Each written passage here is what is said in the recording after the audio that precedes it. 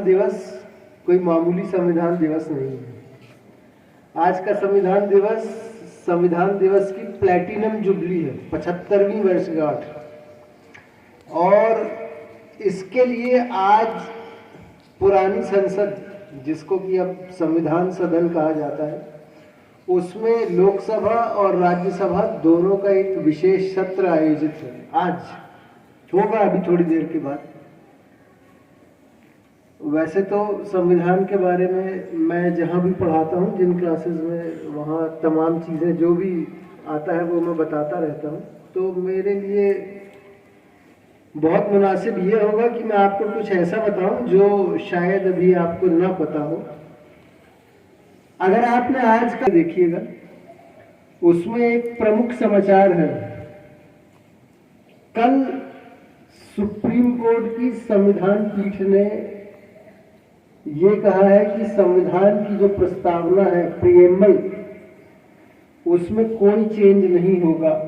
2 याचिका लगी हुई थी सुप्रीम कोर्ट में, सेक्युलर और सोशलिस्ट, खारिज कर दिया। आज के सभी समाचार पत्रों में ये समाचार प्रमुखता से छापा गया है। इसको जरूर पढ़िएगा। और जब भी आप किसी कॉम्पिटिटिव एग्जाम में जाएंगे तो आपको कोई ना कोई क्वेश्चन देश के प्रीएम्बल से रिलेटेड जरूर मिलेगा। संविधान ने 75 सालों में कैसे काम किया है, आप कई बार सुनते होंगे। बहुत सारे लोग जिन्हें संविधान की कोई जानकारी नहीं है, वो आपसे कहते होंगे, आपने सुना होगा कि अरे देश का संविधान ऐसे ही है, वो तो कट कॉपी पेस्ट है, यूं ही बना दिया गया है। ऐसा बिल्कुल भी नहीं है। जिन्होंने संविधान को बनाया वो उस वक्त के दुनिया के सबसे पढ़े लिखे लोग थे। दुनिया के, भारत के नहीं, दुनिया के जितने भी लोग संविधान सभा के सदस्य थे।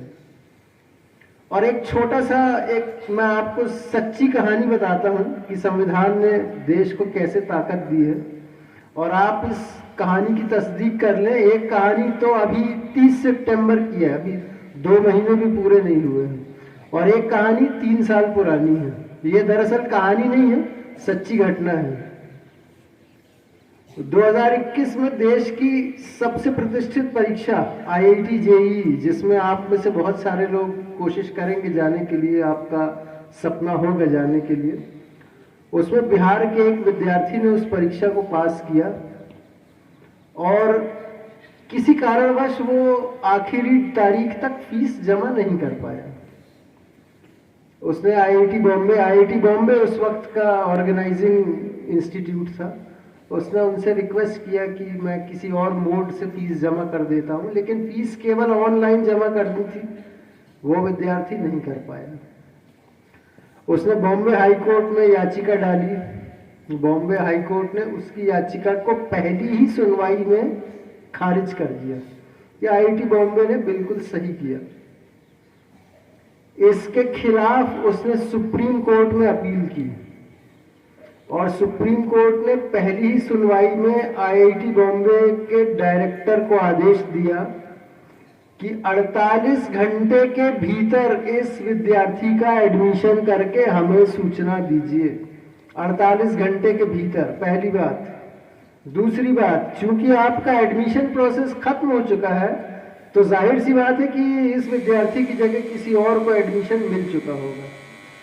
तो जिस व्यक्ति को, जिस बच्चे को एडमिशन मिल चुका है, उस बच्चे का एडमिशन डिस्टर्ब किए बिना इस बच्चे को एडमिशन दीजिए, चाहे आपको इस सत्र में 1 सीट बढ़ानी ही क्यों ना पड़े। और आप इस बात की तस्दीक कर लीजिए, 2021 के सिविल इंजीनियरिंग के आईआईटी बॉम्बे के बैच में 1 सीट अभी ज्यादा है। सेम केस हुआ इसी साल, और 30 सितंबर को फिर सुप्रीम कोर्ट ने ऐसा ही एक निर्णय दिया। 30 सितंबर 2024। अभी इस घटना को 2 महीने भी पूरे नहीं हुए हैं। ये ताकत सुप्रीम कोर्ट को कहां से मिली?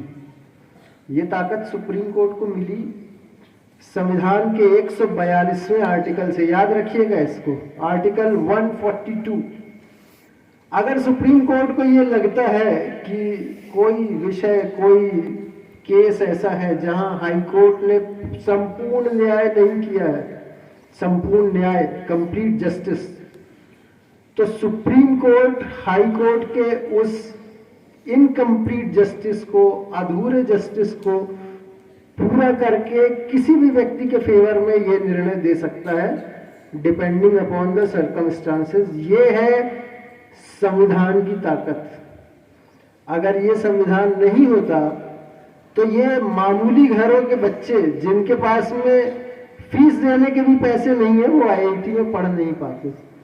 और इसी में उनकी भी तारीफ करना पड़ेगी, उन वकील साहिबान की भी तारीफ करना पड़ेगी जिन्होंने सुप्रीम कोर्ट में ये केस लड़ा बिना एक पैसा लिए, एक पैसा भी फीस नहीं दी उन्होंने। ये है संविधान की ताकत।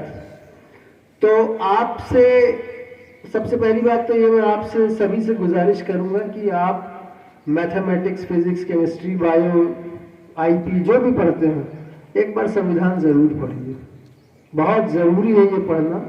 एक बार संविधान जरूर पढ़िए और संविधान की इस ताकत को आप जरूर ध्यान में रखें ताकि आपसे कोई गलत बात ना कहने पाए, और गलत बातें कहने से पहले कोई ये ना आपसे कहने पाए कि अरे देश का संविधान यूं ही है, वो तो बस ऐसे ही चल रहा है। ऐसे ही नहीं चल रहा है। 75 सालों से देश पूरी आजादी के साथ तरक्की कर रहा है।